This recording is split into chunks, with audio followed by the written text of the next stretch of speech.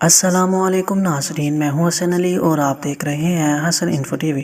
ناظرین، عام طور پر 80% امراض پیٹ کی خرابی، زیادہ کھانے اور جو سامنے آیا اسے پیٹ میں ڈالے جانے سے ہوتے ہیں۔ اس لیے گلے سڑے چپس، ٹافیوں، چاکلیٹوں، کباب، سموسوں اور ہوٹلوں کے غیر معیاری کھانوں کی بجائے موسمی پھلوں، ڈرائی فروٹس اور سبزیوں کا استعمال کیجیے۔ نیز کھانا گھر کا کھائیے۔ عام طور پر گھر کا پکا ہوا کھانا اچھا ہوتا ہے، لیکن جن گھروں میں تیل، ویجیٹیبل گھی بکثرت استعمال ہوتا ہے، ان گھروں میں دل کے امراض وغیرہ بھی زیادہ ہو سکتے ہیں۔ کہ طبی تحقیقات کے مطابق دل کے امراض، فالج، برین ہیمریج عام طور پر تیل کے زیادہ استعمال کرنے سے ہوتے ہیں۔ اسی طرح اضافی نمک کے استعمال سے بھی کئی بیماریاں پیدا ہوتی ہیں۔ کئی طرح کے آئٹمز کے ذریعے اضافی نمک استعمال کیا جا رہا ہوتا ہے۔ مثلاً سردیوں میں عموماً ابلے ہوئے انڈے نمک لگا کر استعمال کیے جاتے ہیں۔ ضروری غذا کے علاوہ مختلف نمکین، نٹس وغیرہ کے ذریعے یا زیادہ کھانا کھانے کے ذریعے پیٹ میں زیادہ نمک پہنچانے سے گردوں کو نمک نکالنے کے لیے محنت زیادہ کرنی پڑتی ہے۔ پھر بھی کچھ نہ کچھ نمک گردے میں جمع ہوتا رہتا ہے۔ یوں یہ سلسلہ آہستہ آہستہ گردوں کو امراض کی طرف لے جاتا ہے اور بالآخر انہیں فیل کر دیتا ہے اور ڈائلیسس کی نوبت آ جاتی ہے۔ نمک کم استعمال کیا جائے تو ہائی بلڈ پریشر میں بھی کمی آتی ہے۔ بعض اوقات آدمی کو پتہ ہی نہیں چلتا کہ ایک دم بلڈ پریشر ہائی ہو جاتا ہے، جس کی وجہ سے کئی مرتبہ برین ہیمریج ہو جاتا ہے اور جان پر بن جاتی ہے۔ وزن زیادہ ہونے، تیل، گھی اور تلی ہوئی چیزوں کو بکثرت استعمال کرنے سے بھی عام طور پر مرض ہو جاتا ہے۔ یوں ہی میٹھی چائے زیادہ پینے یا زیادہ مٹھاس کھانے سے شوگر ہو جاتی ہے۔ میں نے نوٹ کیا ہے کہ گھروں میں جو ڈشیں پکتی ہیں ان میں عموماً مٹھاس زیادہ ہوتی ہے۔ ڈبل ٹرپل چینی ڈالتے ہیں، جس کا نتیجہ شوگر اور دیگر بیماریاں ہوتی ہیں۔ صحت اچھی ہو تو نماز میں بھی دل لگے گا، روزے بھی رکھ سکیں گے اور دوسری عبادات بھی اچھے انداز سے ادا ہو جائیں گی۔ اللہ پاک سے دعا ہے کہ اللہ پاک ہمیں کم کھانے اور زیادہ عبادت کرنے کی توفیق عطا فرمائے۔ جی تو ناظرین، یہ تھی آج کی ویڈیو۔ اگر آپ کو ویڈیو پسند آئی ہو تو ویڈیو کو لائک اور چینل کو سبسکرائب لازمی کریں۔ ملتے ہیں نیکسٹ ویڈیو میں، تب تک کے لیے اللہ حافظ۔